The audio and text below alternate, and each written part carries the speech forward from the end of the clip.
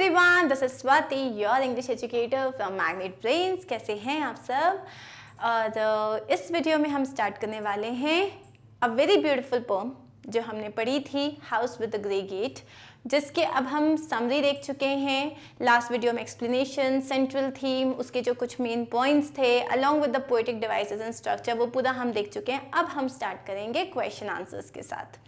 Question answers जैसे ही हम करेंगे हमें इतना पता चल जाएगा कि कितना आता है और कितने अच्छे से हमें ये पोम समझ में आई है.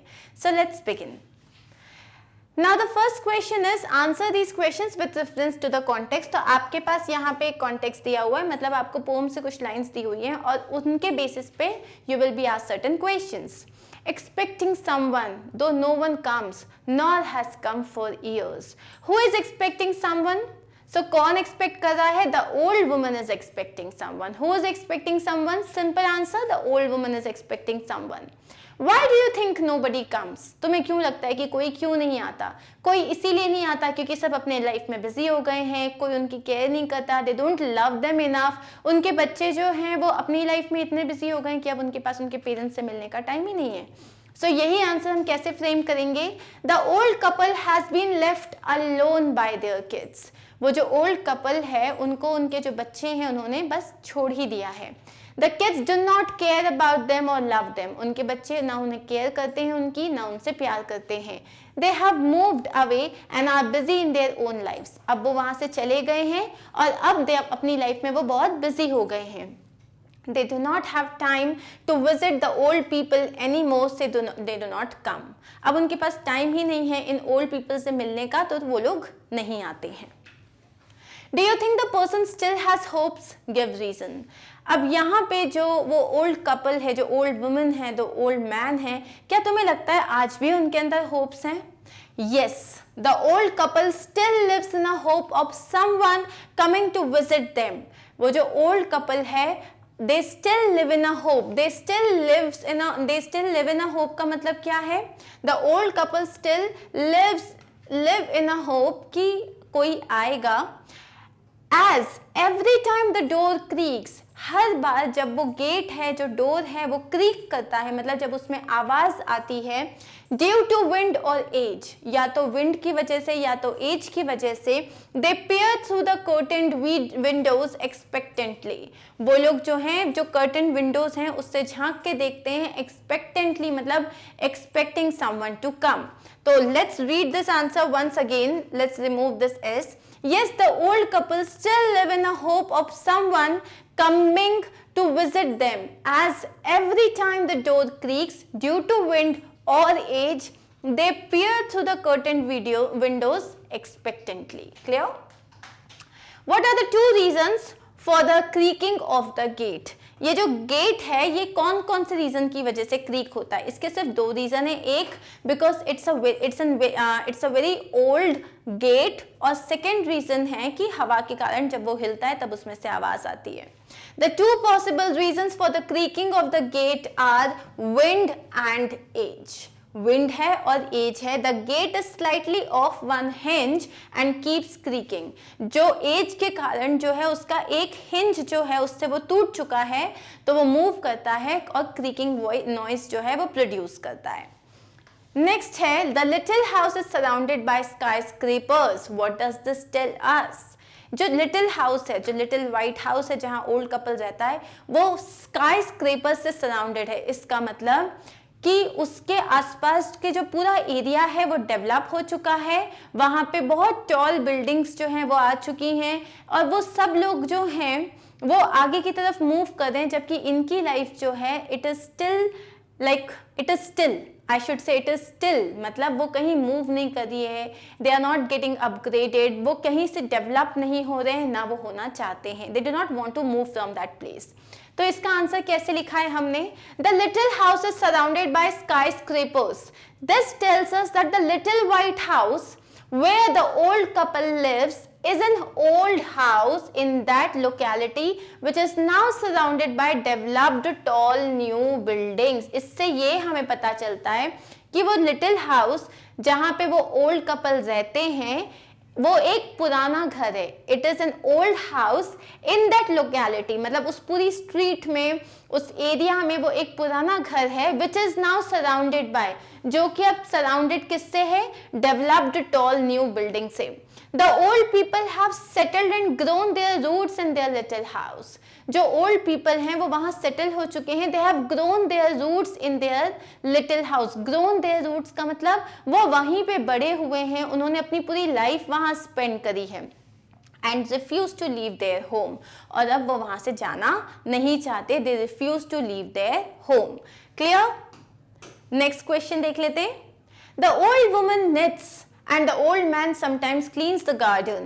What does this tell us about old people? जो old women है वो knit करती हैं, और जो old man है वो कभी कभी गार्डन क्लीन करते हैं। इससे हमें बूढ़े लोगों के बारे में क्या पता चलता है? इससे हमें सिंपली ये पता चलता है कि उनकी लाइफ बहुत कॉम्प्लिकेटेड नहीं होती, उनकी लाइफ बहुत प्लेन होती है, बहुत सिंपल होता है, एक डेली रूटीन होता है उनका, उनकी दवाइयाँ लेना, उनका पूजा करना, उनका जो है वॉक पे जाना, तो उनका एक डेली रूटीन फिक्स्ड होता है, जिससे वो अपने आप को बहुत ज़्यादा चेंज करना नहीं चाहते। This tells us that old people have a very basic and set routine and a daily pattern of life. उनका बहुत ही बेसिक और एक सेट रूटीन होता है and a daily pattern of life, और उनका एक डेली पैटर्न होता है लाइफ का।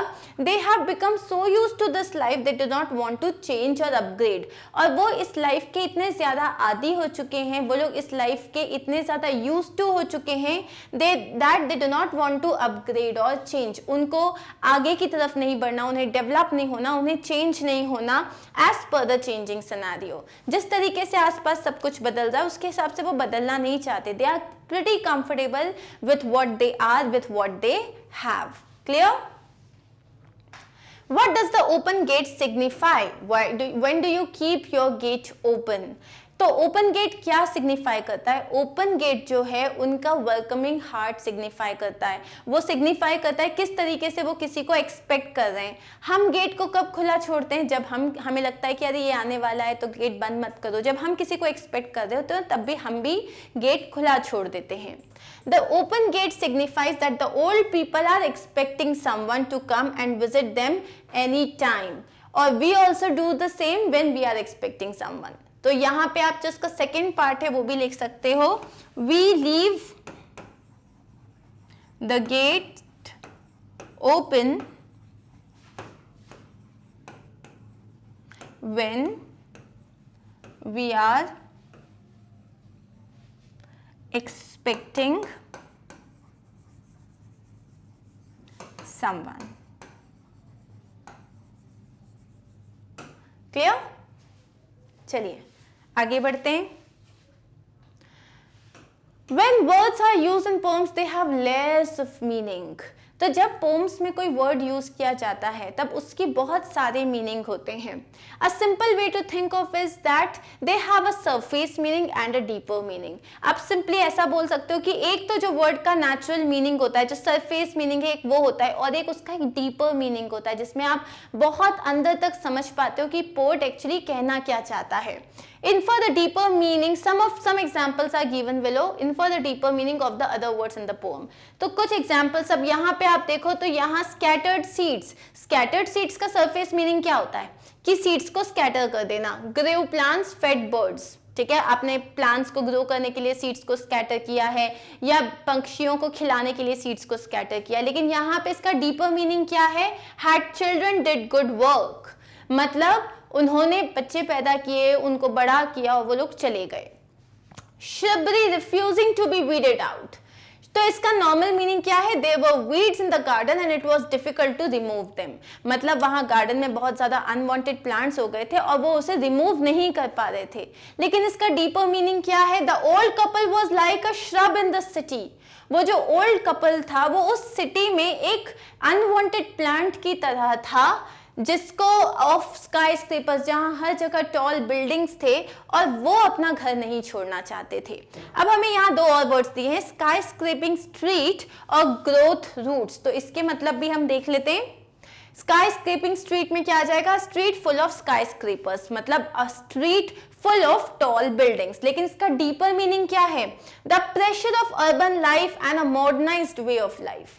तो किस तरीके से जो स्काई स्क्रेपिंग लाइफ आपको क्या बताती है, एक स्ट्रीट है जहां हर कुछ डेवलप हो रहा है, तो एक प्रेशर आता है कि आप भी अपना घर को रेनोवेट करो, या आप अपना घर छोड़ दो, यहाँ पे कोई और डेवलप कर लेगा इस प्लेस को। तो एक प्रेशर है एक अर्बनाइज लाइफ का। ग्रोथ रूट्स, ग्रोथ रूट्स का मतलब क्या है, planted seeds that have now grown roots and have become plants and trees. Grown roots, this is not growth, this is grown. Grown roots का मतलब क्या है कि जो planted जो seeds हैं, जो आपने कभी plant किए थे, आज वो grow हो चुके हैं, उनकी roots develop हो चुकी है और अब वो बड़े बड़े trees में convert हो चुके हैं। लेकिन इसका एक्चुअल मीनिंग बुक के हिसाब से क्या है, the old couple has settled into their home and a way of life, मतलब वो अब बड़े हो चुके हैं, वो सेटल हो चुके हैं, उनका एक जीने का तरीका है। And refuse to leave even amidst of all the urban development taking place around them, और अब वो वहां से जाने को तैयार नहीं है। आसपास इतना सारा डेवलपमेंट हो रहा है, अर्बनाइजेशन हो रहा है, उसके बाद भी अब वो जगह छोड़ना नहीं चाहते, क्योंकि that is where they have grown their roots. Clear? अब हमारे पास एक क्वेश्चन है इस पोम में, the old couple waits for someone, they could be waiting for their children और grand children to visit them. हो सकता है वो अपने बच्चों का वेट कर रहे हो या अपने नाती पोतों का वेट कर रहे हो। Discuss what you can do to care for your grand parents. अब आपको ये बताना है कि अपने ग्रैंड पेरेंट्स के लिए आप क्या कर सकते हो, किस तरीके से आप उनका ख्याल रख सकते हो, किस तरीके से आप उनको लोनली फील करने से बचा सकते हो। और यही डिस्कशन हमारे पास यहाँ पे एज एन आंसर हमने लिखा है। Our grandparents form an important part of the family. हमारे grandparents जो हैं हमारी फैमिली का एक बहुत important part होते हैं। We can do many things to care for our grandparents and make them feel less lonely.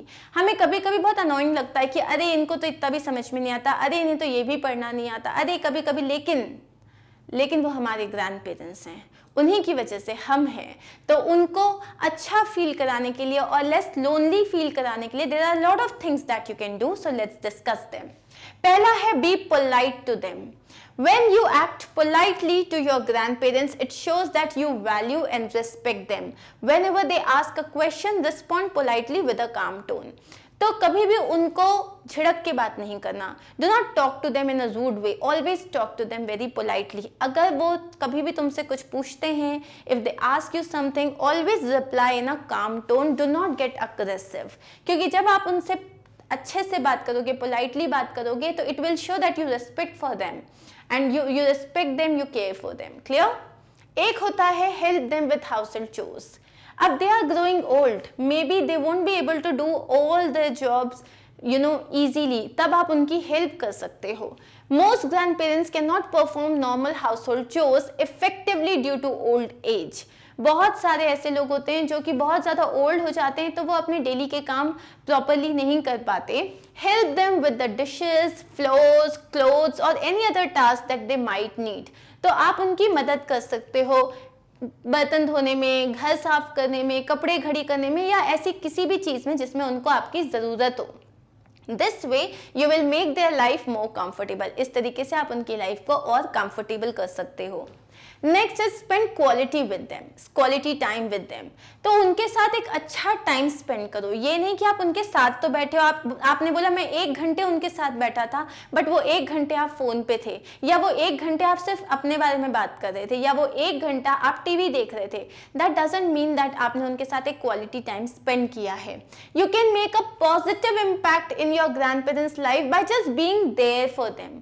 उनके साथ टाइम स्पेंड करने से most of them love it when their grandchildren make some time out of their busy schedules to spend time together with them.